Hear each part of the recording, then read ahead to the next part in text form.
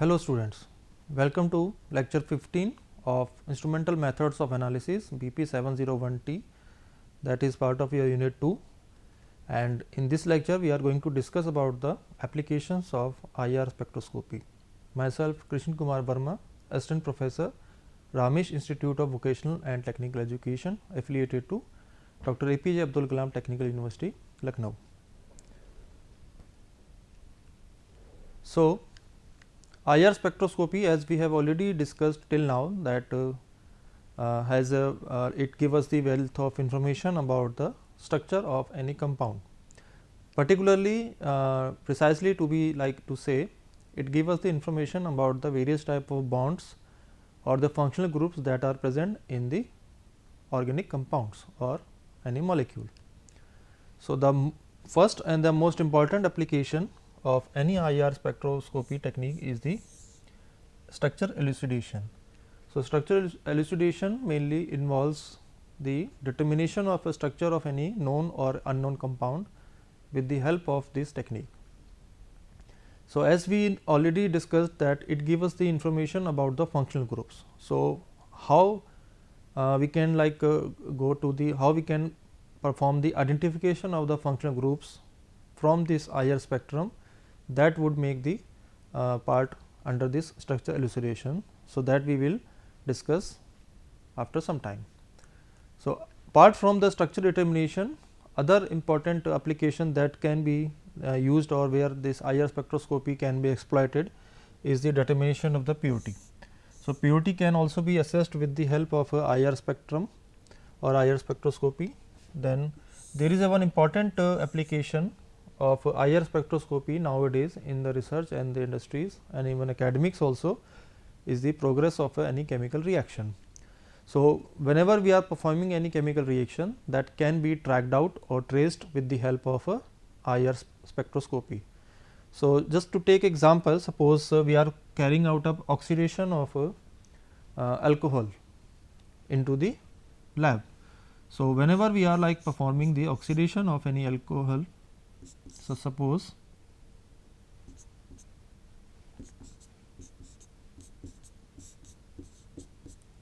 upon oxidizing we are converting it to aldehyde, and now from the structure we can have a look over it, that it has a OH functional group, but it has a aldehydic functional group. So, for the reactant, from the reactant we can easily get the peak of this OH group, OH stretching, that mainly generally comes around 3500 to 3300 centimeter inverse. But in case of a product side, we are having this aldehydic group, and aldehydes have a two different type of groups, that is C double bond O group and aldehydic CH group. So, this CO mainly comes near 1700 or 1750 centimeter inverse, whereas this aldehydic CH group give you the two different signals at near 2750 and near 2850.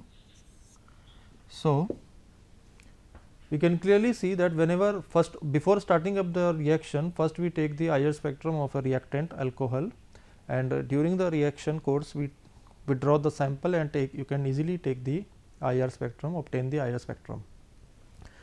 So, if this OH signal from the region of 3500 to 3300 disappears and we observe a new signals of carbonyl and aldehydic CH, so we can clearly see that our product has been formed. So, this is just an example, and in such manner we can trace and track each and every chemical reaction.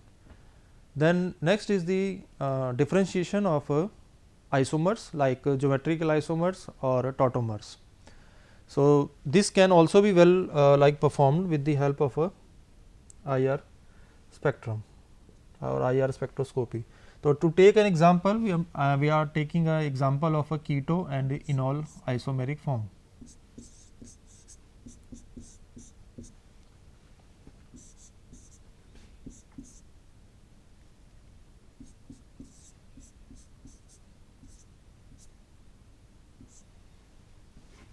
So, this is the keto form and this is the enol form, and we know that keto enol are two tautomers of each other, they are in dynamic equilibrium. So, these can also be like identified based upon the IR spectroscopy. So, keto form generally we have to look for this carbonyl signal, and but in enols we generally get this C double bond C signal, and we get this OH and CO type signals. So, based upon this what type of bonds and what type of groups are actually present in your structure, you can easily identify and differentiate different type of isomers or any product. Then we can also go for the determination of the moisture or the water in your sample, because water or moisture generally give us the broad signals above like 3000 centimeter inverse region OH region due to the strong hydrogen bonding. So, these are the like some basic summarization of applications of IR spectroscopy, and now we start the structure elucidation part. Then how this IR spectroscopy can be exploited or can be studied to get the wealth of information about the various type of groups or the bonds that are present in any molecule. So, to start with, let us differentiate or discuss about the various regions of any IR spectrum. So, IR spectrum is mainly divided into 4 different type of regions. Then first is the OH and NH region, that is generally above 2700 centimeter inverse to 4000 centimeter inverse, and below that we have a triple bond region of C triple bond C and C triple bond N type bonds. Then we have a double bond region, region number 3, which is of C double bond C, C double bond N and C double bond O. And finally, we have a fourth region, that is called as a fingerprint region. So, fingerprint region is the main region that is abundant in the deformations or the bending vibrations mainly, but some stretchings are also observed here. So, above this like 1600, so this 1600 to 4000, this region is called as a functional group region, and whereas below this 1600 to 600 centimeter inverse is the fingerprint region. So, functional group region mainly dominates into the stretching vibrations, but few bendings can also be observed and some overtones can also be observed in this region. But below 1500 or 1600 centimeter inverse, we have a fingerprint region that mainly has a abundance of the bending vibrations, but still few stretchings can also be seen here. So, how we can like start the analysis? So, the ideal approach says that first of all you should always go and look for the signal of a carbonyl group C double bond O. The carbonyl group is present or not in your spectrum. So, carbonyl group has a sharp and the strong signal in the region 1820 to 1660 centimeter inverse. So, if in any IR spectrum you are getting a strong and the sharp signal in this region from 1820 to 1660, you can clearly say that it generally belongs to the C double bond O carbonyl group stretching.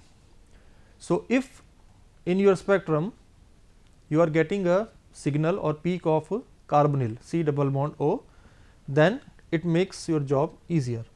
So, if CO is present, so if CO stretching is present, so that means your sample might be one of these like carboxylic acid, amide, ester, anhydride or aldehyde or ketone. So, then you will go for the identification of each and different type of compounds one by one.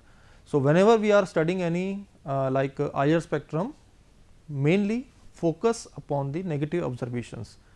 So, instead of looking up that what is present and what is present and where it is present, you should focus on in this region what is absent. So, that would make your job more easier. So, for carboxylic acids, because we know that carboxylic acids have like structure of C double bond O, OH type groups. So, if CO is present, so this you have already identified. So, then you have to look for this OH group. So, if you are getting a broad signal of OH in the region of 3400 to 2400 along with this carbonyl signal, you can clearly claim that your sample might be a carboxylic acid. Then second option can be the amide.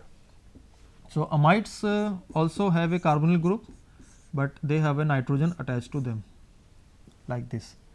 So, amide can be primary, they can be tertiary, they can be primary, secondary or tertiary.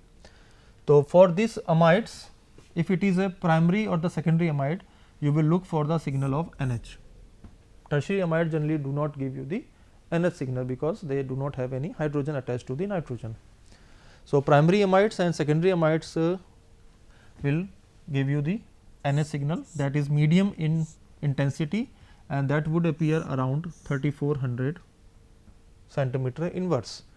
So, primary amides generally give you the two signals because of the NH stretchings.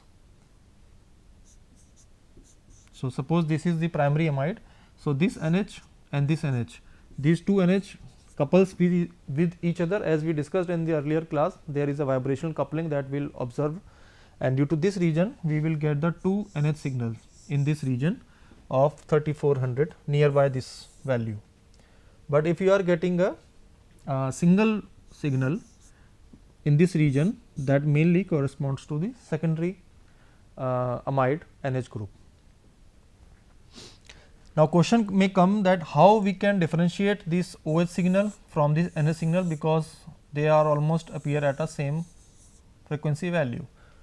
So, OH signal generally give you the broader signal, more broader signal because of the high electronegativity and high hydrogen bonding intensity as compared to the NH bonds. NH bonds generally give you the less intense or weak or to medium bands with less hydrogen bonding. So, by looking into the shape and the size and the pattern, we can judge or we can determine that whether it is a OH or whether it belongs to the NH. So, this is the thing that generally comes by expertise. This is generally gained after the practice of some various spectra. Then ester can be identified by looking into the strong CO stretchings around 1300 to 1000 centimeter inverse, because esters we know that like this. So, for esters we have to look for this CO group, and this CO group is generally found in the region of 1300 to 1000 centimeter inverse. Then anhydrides can easily be identified by a strong carbonyl signals, because we know that anhydrides have a two carbonyl groups like this. So, two carbonyl groups will give you the two sharp signals in the region 1810 to 7060. And if your compound is like not having a acid, amide, ester or anhydride, then it might be like aldehyde or ketone. So, we then look for the identification of aldehydes.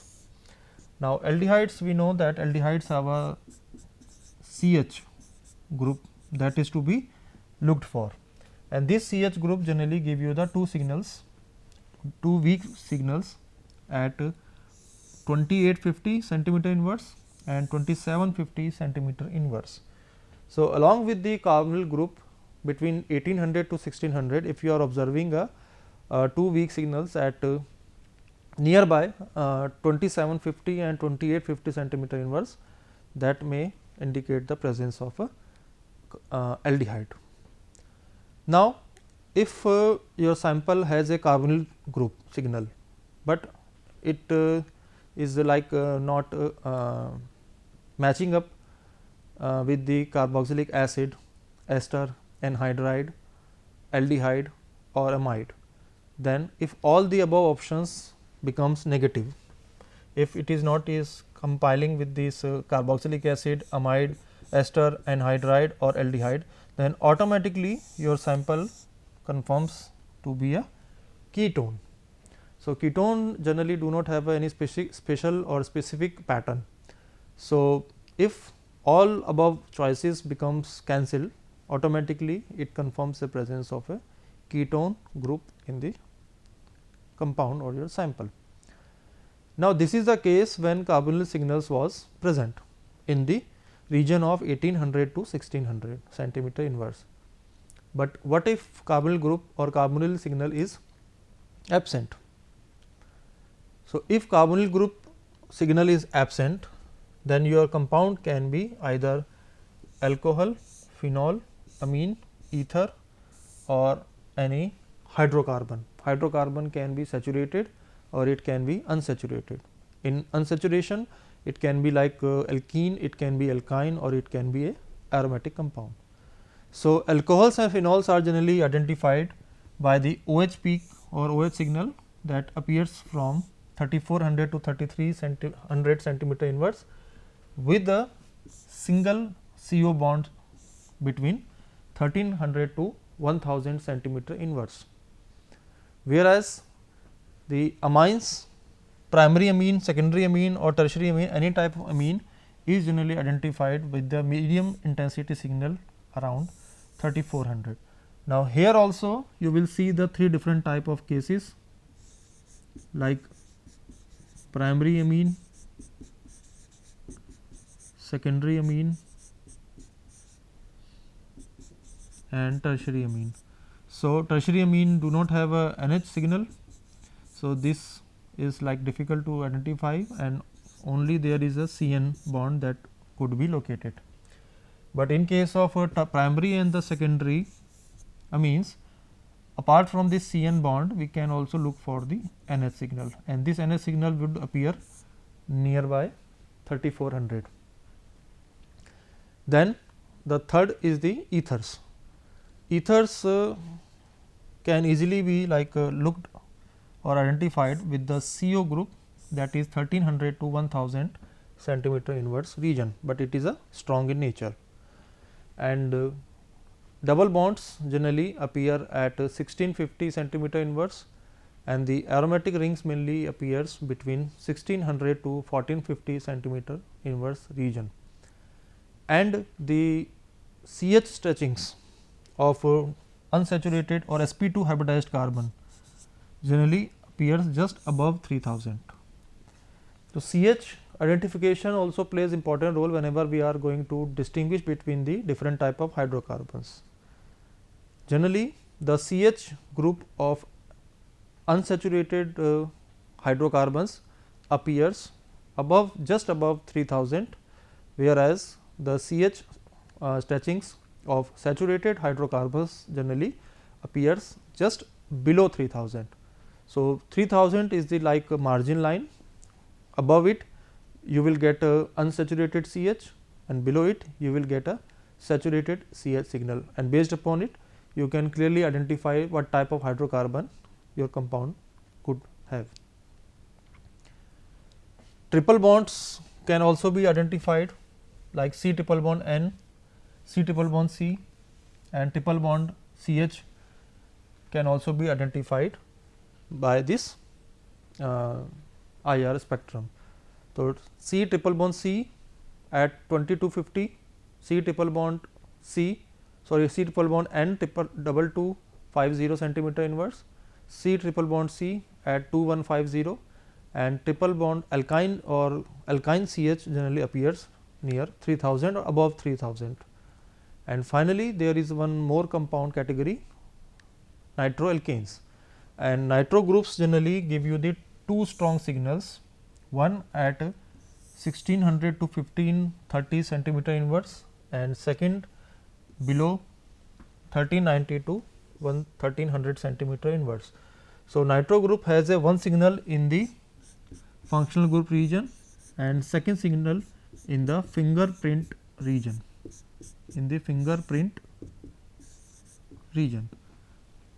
So, you have to look for the functional group region as well as fingerprint region for the identification of the 2 nitro peaks. So, this is the just approach, general approach how we can proceed for the identification of any bond or the functional group in any organic compound. Let us have some discussion about the, let us have some examples. So, let us have a look over some individual examples. So, alkanes like octane in this example you can say have a 2 type of signals, the chain CC signals and the CH saturated signal. So, here this CS signal you can see, these are you can see here sp3 hybridized CH signal generally appears just below 3000 to 2800. And in case of alkenes you can see that alkenes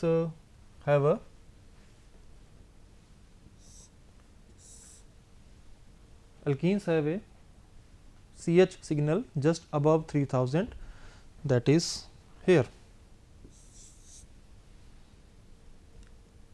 Whereas, in the same manner alkynes CH group can also be located in this region, that is above 3000, and along with this C triple bond C can be located here, that is in between 2100 to 2260 centimeter inverse. Now, aromatic hydrocarbons you can see here we are giving you 2 type of signals, one is the aromatic CC and second is the aromatic CH groups. So, aromatic CH can be located above 3000 and C double bond C can be located in this region of 1600 to 1400 centimeter inverse. Now, aromatics can di-substituted aromatics can easily be identified based upon the peak shapes, like mono-substituted benzenes generally give you this pattern of 4 signals, whereas the ortho-substituted signals, meta-substituted signals and para-substituted signals, all 3 type of signals can be easily identified, and based upon this we can easily correlate that what type of substitution your aromatic ring has, whether it is mono substituted, whether it is a di-substituted, and if it is a di-substituted, it is either whether it is a like ortho or meta or para substituted aromatic ring. Then ethers have this COC, and this can clearly be seen that it has a very sharp signal around 1150 to 1050 centimeter inverse. Alcohols have a CO group, alcohols have a OH group. This CO group is located here around 1260 to 1050, and this OH is generally located in this region above 3200, and you can see that there is a very peak broadening is taking place. So, this peak broadening is generally correlated with the hydrogen bonding. Now, in case of amines, as we discussed earlier, that primary amines generally give you the 2 signals of NH near 3400. So, here we are getting these 2 signals of primary amines, but in case of secondary amines you can see that we are having only 1 NH signal. So, that clearly differentiates between the primary and the secondary amines in based upon this IR spectroscopy. So, therefore, peak size and peak shape also matters whenever we are going to get some results or about from this IR spectrum. Then aldehydes, as we discussed, along with the C double bond O, we have a aldehydic CH also. This is the strong intense signal of carbonyl C double bond O, along with the 2 aldehydic signals, one at 2750 and second at 2850 centimeter inverse. Then ketones can easily be clearly seen that they have mainly have a strong intense signal of carbonyl C double bond O, and other peaks that are being that are actually observed due to the hydrocarbon. Then esters, in case of esters we can see the carbonyl signals along with the CO signal. So, this is the strong carbonyl signal C double bond O, and this signal is mainly the CO signal that appears between 1250 to 1150 centimeter inverse. And now, in this case of carboxylic acids, you can see that there is a very strong hydrogen bonding that is being absorbed due to the highly polar nature of the carbonyl group C double bond O OH. Along with this OH, we are having a strong carbonyl signal, and these two signals corresponds to CO group. In case of acid anhydrides, as we discussed, they generally have two carbonyl groups into their structures. So, we observe a doublet of strong sharp peaks at nearby 1800 to 1840 and 1740 to 1770, and then we have a strong signal of this CO group in this region of 1100 to 1000 centimeter inverse. So, similar way we can also identify the acid halides. Now, acid halides generally have this CX type of bond halogen, and this mainly appears below 1000. So, generally chlorine appears at like between 800 to 600 centimeter inverse, and amides can also be easily distinguished or identified in the same manner. Then nitro group as we discussed, then one peak will be observed at a functional group region, and second signal will be observed at a fingerprint region. The nitrile have a C triple bond N, which appears in the triple bond region near 2280 to 2100 centimeter inverse.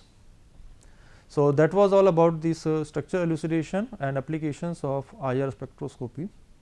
This is the reference that you can use for your